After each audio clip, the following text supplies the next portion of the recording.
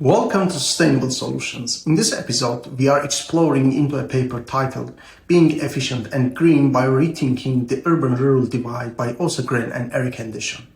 If you are a master's or PhD student interested in urban planning, sustainability, or ecosystem services, this is especially relevant for you. The paper takes a critical look at how cities can grow without harming the environment, and it focuses on combining urban expansion with food production through better planning. Urbanization is one of the defining challenges of our time. By 2050, nearly 70% of the global population will live in cities. But here's the problem. Urban expansion often happens at the cost of farmland, which raises concerns about food security and environmental sustainability. The paper addresses this. How can we grow cities while also maintaining the land's ability to produce food and sustain ecosystems like pollination? Gren and Andersson challenge the traditional thinking that separates urban and rural areas, proposing instead that urban areas can also support essential ecosystem services. To explore this question, authors use Stockholm County in Sweden as a case study. Stockholm is facing rapid urbanization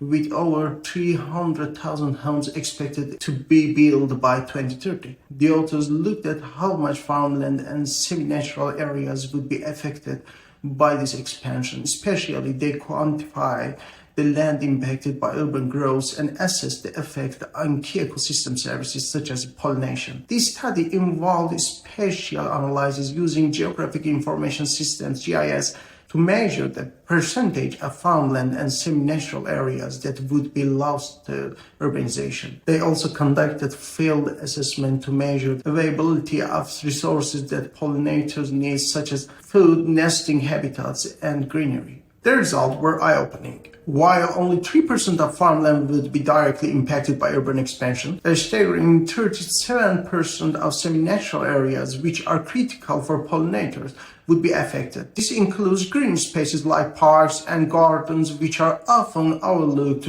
but play an essential role in supporting pollinators like bees. One of the key findings was that urban green spaces, parks, gardens, and even roadsides can function similarly to rural areas in supporting ecosystem services. In fact, the study found that urban areas in Stockholm provide more diverse habitat for pollinators than peri-urban or rural areas. This flips the conventional wisdom. Instead of seeing cities as destructive forces for the environment, Gren and Andersson show that with proper planning, cities can contribute to biodiversity and ecosystem services. So, what does this all mean? The paper argues that we need to rethink the urban-rural divide. Instead of treating cities and rural areas as opposites, we should see them as part of the same ecosystem. By integrating an ecosystem service approach in urban planning, cities can support services like pollination, which are crucial for food production.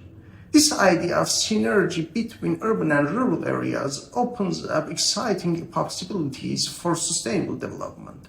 Urban areas don't have to be just concrete jungles. They can also be places where biodiversity thrives. The study shows that green areas within cities can provide crucial pollination services that benefit agriculture both inside and outside the city. What's the takeaway here? Urban expansion doesn't have to come at expense of biodiversity and food security. By planning cities with an ecosystem services perspective, we can create spaces that support both human populations and ecological health. The Stockholm case study provides a real-world example of how this can be done. For those of you working on your master's or PhD, this research offers a great framework for thinking about sustainability in urban planning. It challenges the traditional urban-rural divide and shows how cities can play a perspective role in supporting ecosystem services. And that's it for today's video. If you are interested in learning more about how urban planning can integrate ecosystem services,